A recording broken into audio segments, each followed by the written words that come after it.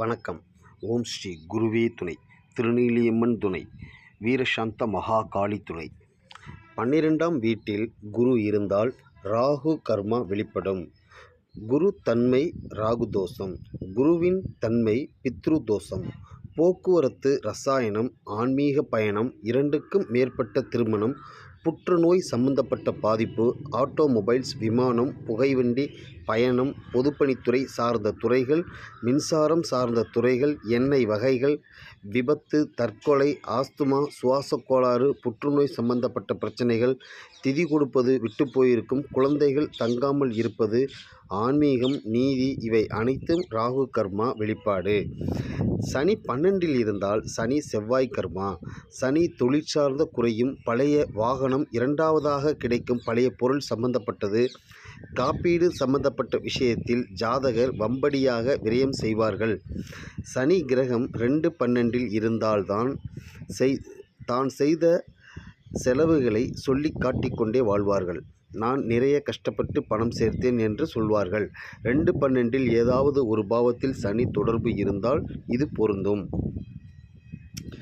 12ஆம் பாவ வீட்டில் 12ஆம் அதிபதி இருந்தால் 12ஆம் பாவம் மருத்துவ செலவு, வெளிநாடு, வெளிமாநிலம் சார்ந்த செலவு, வெளிநாட்டில் குடியுரிமை பெறுவது, வெளிநாட்டில் வியாபாரம் செய்வது, ஏற்றுமதி இறக்குமதி தொழில் செய்வது, நீர் சம்பந்தப்பட்ட தொழில், அது சம்பந்தப்பட்ட விரய செலவு, இரவு வேலை விரயம், அயன சயன போகம் என்றால் சாப்பாடு, படுக்கையறை, தூக்கம் சம்பந்தப்பட்ட விஷயம், குளிர்சாதன செலவு, 12ஆம் பாவம் சார்ந்த விரயம் ஜாதகரை தேடி வரும். வேறு பாவ அதிபதி 12ஆம் பாவத்தில் இருந்தால் அந்த பாவம் சார்ந்து அவர்களுக்கு விரயம் செய்வார்கள். புதன் 12ஆம் பாவத்தில் இருந்தால் சாப்பாடு, விடுதிக்கு போகும்போது மெனு என்ன என்று பார்க்காமல் விலை என்ன என்று பார்ப்பது, அது சார்ந்த விரயம், பட்டா சிட்டா, நிலம் சார்ந்த பத்திரங்கள், அதை புதுப்பிக்கிறது, தயாரிப்பது, இதற்காக செலவு, பத்திரம், அடையாள அட்டை, அடையாள பதிவு எண், அடையாள பத்திரம், உரிமை பத்திரம், கிரெடிட் கார்டு, இன்டர்நெட் விஷயம், செல்போன் சாதனம், pendrive, paper, invitation, advertisement, notice, பத்திரிகை, விண்ணப்பம், இதுபோல பல விரயம் செலவு செய்வார்கள். புதன் காரக உறுப்பு தோல், நரம்பு, சரும பிரச்சனை, இது சார்ந்த பிரச்சனைக்கு விரயம் செலவு செய்வார்கள். 12ஆம் பாவ உறவுக்காரர்கள் அனைவருக்கும் புதன் கிரகம் தான் பெற்ற சனி கர்மா 12ஆம் பாவத்திற்கு வெளிப்படுத்துவார். 9-12 தொடர்பு பற்றி.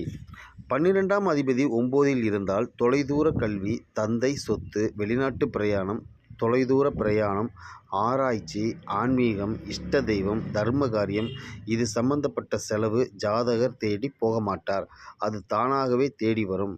கோவில் கட்ட, கும்பாபிஷேகம், இவரை நாடி வருவார்கள். இதற்காக சுபவிரயம் செய்வார்.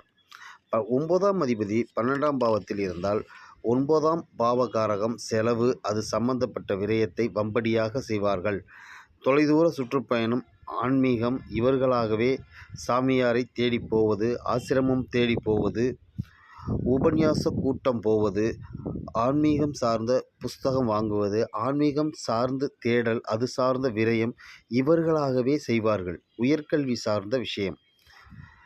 12-8 தொடர்பு. 8ஆம் பாவம் சார்ந்த விபத்து, காப்பீடு, ஓய்வு, ஊதியம், பிஎஃப், அசிங்கம், அவமானம், ஆயுள், எதிராளியின் வருமானம், திடீர் செலவு, இதை சார்ந்த விரயம் தேடி வரும். 8ஆம் பாவம் 12இல் இருந்தால் ஜாதகர் இதை சார்ந்து தேடி போய் விரயம் செய்வார். விபத்து செய்துவிட்டு அது சார்ந்து நிறைய செலவு செய்வார்கள். 12ஆம் பாவ அதிபதி 10இல் இருந்தால் தொழில் சம்பந்தப்பட்ட விரய செலவு தேடி வரும். 10ஆம் அதிபதி 12ஆம் பாவத்தில் இருந்தால் தொழில் சார்ந்த பெரிய செலவு இவர்களே தேடி போய் விரயம் ஆக்குவார்கள். 12ஆம் அதிபதி 6ஆம் பாவத்தில் இருந்தால் கடன், வம்பு, வழக்கு, பரீட்சை, உத்தியோகம், பப்ளிக் சர்வீஸ், போட்டி, ஆரம்ப செலவு ஜாதகரை தேடி வரும். 6ஆம் அதிபதி 12இல் இருந்தால் 6ஆம் பாவ செலவுகள் இவரே தேடி போய் செலவு செய்வார்கள். 12ஆம் அதிபதி 11இல் இருந்தால் மூத்த சகோதரர் சம்பந்தப்பட்ட செலவு விரயம், சித்தப்பா சார்ந்த விரயம், நட்பு வட்டம் சார்ந்த விரயம், ஒரு குழுவை நிர்வகிக்கும் அதன் விரயம், வெளியூரில் தங்குவது, அது சார்ந்த விரயம், இது ஜாதகரை தேடி வரும். 11ஆம் பாவ அதிபதி 12இல் இருந்தால் இது சம்பந்தப்பட்ட விரய செலவுகள் இவர்கள் தேடி போய் விரயம் செய்வார்கள். 12ஆம் அதிபதி 3இல் இருந்தால் cellphone, internet, mail, social networking இதன் மூலமாக விரய செலவு, பத்திரப்பதிவு மூலம் விரயம், தகவல் தொடர்பு இது சார்ந்த விரயம் தேடி வரும். 3ஆம் அதிபதி 12இல் இருந்தால் ஜாதகரே தேடி போய் இது சார்ந்த விரயம் செய்வார். 3ஆம் பாவத்திற்கு உண்டான விஷயம் மாமனாருக்கு இவர்களே தேடி போய் விரயம் செய்வார்கள். 12ஆம் அதிபதி 2இல் இருந்தால் 2ஆம் பாவ குடும்பம், வாக்குஸ்தானம், மூத்த தாய்மாமா, பெரியம்மா இது சம்பந்தப்பட்ட விரய செலவு ஜாதகரை தேடி வரும். நன்மைக்காக செய்வது பயனில்லாமல் போகும். 2ஆம் அதிபதி 12ஆம் பாவத்தில் இருந்தால் 2ஆம் பாவ காரக சம்பந்தப்பட்ட செலவுகளை ஜாதகரே தேடி போய் விரயம் செய்வார்கள். இவர்களுடைய பேச்சுக்கள் விரயமாகும். பயனில்லை என்று தெரிந்தே இவர்கள் பேசுவார்கள். 12ஆம் அதிபதி 2இல் இருந்தால் இவர் பயனுள்ள ஒரு விஷயத்தை பேசுவது கூட பயனற்று போகும். 12ஆம் அதிபதி 7இல் இருந்தால் கணவன், மனைவி இவர்கள் மூலம் விரயம் தேடி வரும். 7ஆம் பாவம் அதிபதி 12இல் இருந்தால் கணவன், மனைவி இவர்கள் மூலம் இவர்களே தேடி போய் விரயம் செலவு செய்வார்கள். திருமணத்திற்கு விரயம் செய்வார்கள். 12ஆம் அதிபதி வேறு பாவ வீட்டில் இருந்தால் என்ன நடக்கும்? என்ன தன்மை?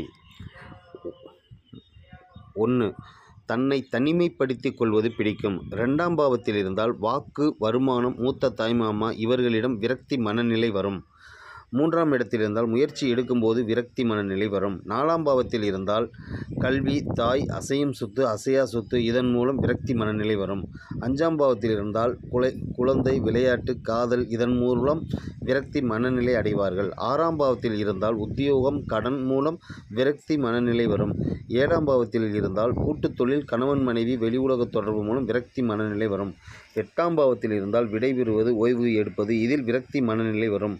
9ஆம் பாவத்தில் இருந்தால் தந்தையிடம் விரக்தி மனநிலை இருக்கும். 10ஆம் பாவத்தில் இருந்தால் தொழில் விரக்தி மனநிலை இருக்கும். 11ஆம் பாவத்தில் இருந்தால் லாபம், ஆசை, நிறைவு, லாபம் இது சார்ந்த விஷயத்தில் விரக்தி மனநிலை வரும். 12ஆம் பாவத்தில் இருந்தால் சுப அசுப விரயம், அயன சயன போகம் இதில் விரக்தி மனநிலை இருக்கும். 12ஆம் அதிபதி எங்கு சென்று இருக்கிறதோ அது சார்ந்த விரக்தி, வெறுப்பு, குடும்பத்தை விட்டு வெளியே போக வேண்டும், ஊரை விட்டு ஓடிவிடலாம் என்ற மனநிலை ஜாதகருக்கு கண்டிப்பாக ஏற்படும். உறவு, மனக்கசப்பு, விரக்தி இந்த மனநிலையை கொடுக்கும். 12ஆம் அதிபதி ஒரு வீழ்த்த முடியாத பாவம். இப்படி 12ஆம் அதிபதி எங்கு போய் அமருகிறதோ அந்த பாவத்தை வீழ்த்த முடியாது. 12ஆம் அதிபதி 9இல் அமர்ந்தால் தந்தையுடன் வாக்குவாதம் செய்யக்கூடாது.